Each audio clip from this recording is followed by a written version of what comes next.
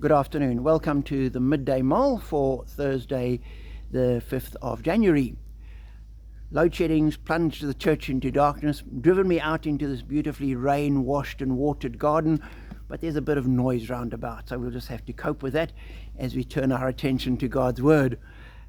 Today we read with Robert Murray McShane, Genesis chapter 5, which is a red herring chapter because you start reading it and it's the story of humanity from Adam through to Noah, and we're told in verse 5, Adam lived 930 years and then he died, and people read 930 and we get tripped up there. And you read through the list of ages, and this person lived 910 years and 895 years, and Methuselah lived 969 years. We don't know what to make of those ages, and we get tripped up there. They're red herrings. There are various ways that people have explained them. I won't go into it, but ultimately you can change them. Whether Methuselah lived 969 years or 696 years or 86 years doesn't change the thrust of the story, because for every single one of them we have Adam lived 930 years and then he died.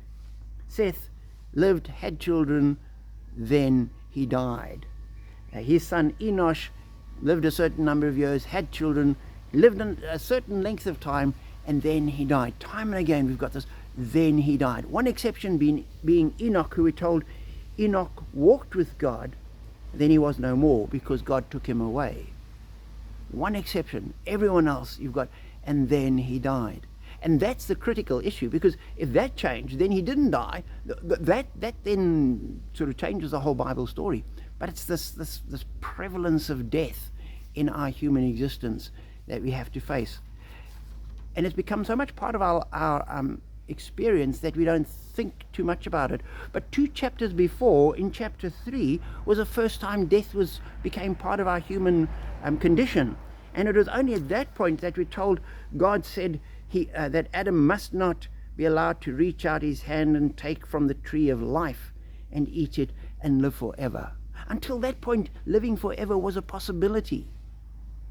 At that point, that stopped, and we could no longer live forever. The next chapter you have Cain and Abel, the first murder, and now chapter 5 you have this person lived a number of years and died and died and died and died. And that ultimately is what we have to face. And that's the good news of the faith. We have a way that we don't have to die, but that we do live forever in Christ. That's the good news of the gospel. Yes, we face death in our human existence on earth, but it's not an eternal death. Like Enoch, we can walk with the Lord and be taken into eternity. So we face our mortality, every single one of us, every person we know, every single person you see on the earth, no matter whether they're the President of the United States or the street sweeper on there outside in the streets, every single one will die. That's the issue. And we say our body might die, but we have eternity in Christ provided by our God. That is our hope. That is our faith. That is our blessing.